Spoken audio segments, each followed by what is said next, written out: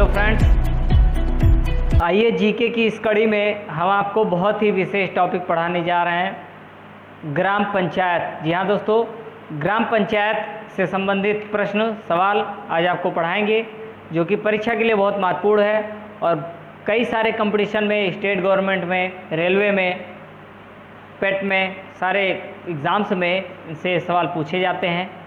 पहला सवाल है कि जब सरपंच को हटाना हो, यानी अगर किसी गांव में सरपंच का काम ना समझ में आए तो एक अविश्वास प्रस्ताव दिया जाता है। अविश्वास प्रस्ताव मतलब कि सरपंच सही तरीके से काम ना करे या कोई घोटाला कर दे या किसी भी परिस्थिति में लोगों का विश्वास उठ जाए उन गांव का, तो वो अविश्वास प्रस्ताव है। तो उसको कितने प्रतिशत अविश्वास प्रस्ताव जब दिए जाते हैं तब सरपंच को हटाने के लिए सरकार काम करती है।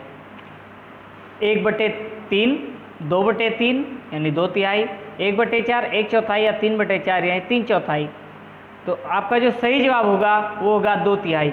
अगर 2/3 लोग कह दें कि सरपंच के विरुद्ध अविश्वास प्रस्ताव दे दें तो सरपंच को हटाया जा सकता है। देखते हैं दोस्तों इसी क्रम में इससे रिलेटेड अगली जानकारी को। हमारा अगला प्रश्न है, ग्राम पंचायत का प्रधान कौन होता है? आपके विकल्प आपके सामने हैं, सरपंच, ग्राम सेवक, दलपति या मुखिया। और जो आपका सही जवाब होगा ऑप्शन डी, मुखिया। जी हाँ दोस्तों, ग्राम पंचायत का प्रधान मुखिया होता है। देखते हैं इसी क्रम में अगले प्रश्न को। अगला प्रश्न है, ग्राम पंचायत का अंग चुनिए। ग्राम पंचायत का एक भाग है, अंग है, पार्ट है, वो क्या है?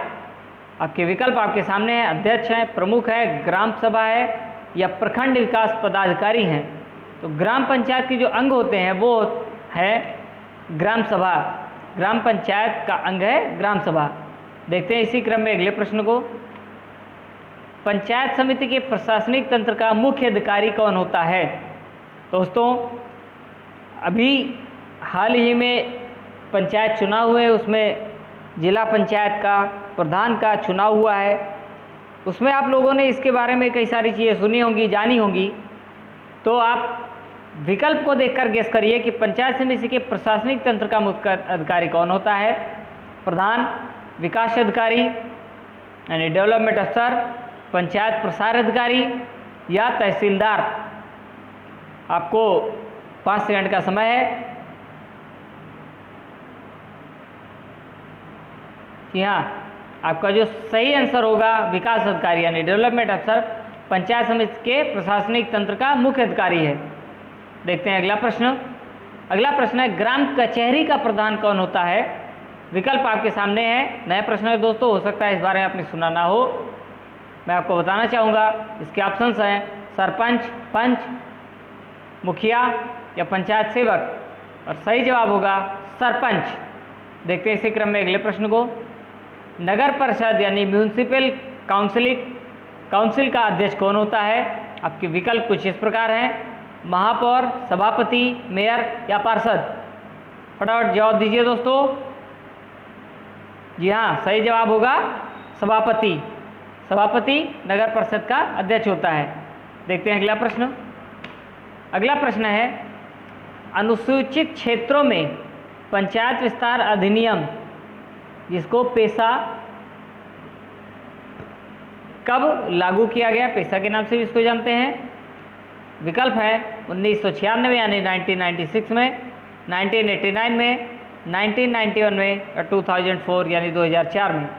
जल्दी से आंसर गेस करिए, देखना है कितने लोगों का जवाब सही जाता है। हाँ, आपका सही जवाब होगा 1996 यानी 1996 में। अनुसूचित क्षेत्रों में पंचायत विस्तार अधिनियम 1996 में लागू किया गया। इसी क्रम में अगला सवाल है, नगर पालिका सदस्य की न्यूनतम आयु कितनी होनी चाहिए? नगर पालिका में अगर आपको सदस्य बनना है तो उसकी न्यूनतम आयु कितनी होनी चाहिए? And your options is 25 year, 18 year, 21 year, 24 year यानी 25 वर्ष, 18 वर्ष, 21 वर्ष या 24 वर्ष। बहुत से लोगों ने आंसर गेस कर लिया होगा। आपका सही जवाब होगा 21 वर्ष। नगर पालिका सदस्य की न्यूनतम आयु 21 वर्ष होनी चाहिए। इसी क्रम में अगला प्रश्न है, पंचायत समिति के प्रशासनिक तंत्र का मुख्य अधिकारी कौन होता है? ऑप्शन है ग्राम प्रधान, विकास अधिकारी, पंचायत प्रसार अधिकारी या तहसीलदार। और सही जवाब होगा विकास अधिकारी। अगला प्रश्न, ग्राम पंचायत का कार्यकाल कितने वर्ष का होता है? विकल्प आपके सामने है, 6 वर्ष, 2 वर्ष, 3 वर्ष या 5 वर्ष। और आपका सही जवाब होगा 5 वर्ष। ग्राम पंचायत का कार्यकाल 5 वर्ष होता है। अधिकतर जितने भी चुनाव होते हैं उनमें 90% चुनाव में जो पद मिलता है उनके कार्यकाल 5 साल के लिए होते हैं। जैसे मुख्यमंत्री का देख लें, सांसद का देख लें, विधायक का देख लें, ग्राम पंचायत का देख लें।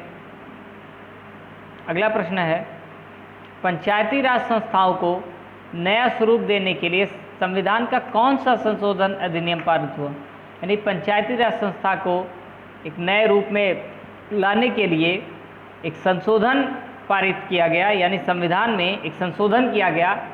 तो कौन सा संशोधन था? 68वां, 73वां, 76वां या 74वां? 68, 73, 76, 74। और वो संशोधन जो था वो 73वां संशोधन था, यानी 73वें संशोधन में पंचायती राज संस्थाओं को नया स्वरूप दिया गया। इसी क्रम में हमारा अगला और आखिरी प्रश्न है, पंचायती राज या ग्राम पंचायत से रिलेटेड पंचायती संस्थाओं के कर्तव्यों की सूची यानी लिस्टिंग, उनके वर्क का संविधान के किस अनुसूची में दी गई? कौन से आर्टिकल में दी गई? 11वां, 14वां, 19वां या 16वां? 11 नंबर में, 14 नंबर में, 19 में या 16 में?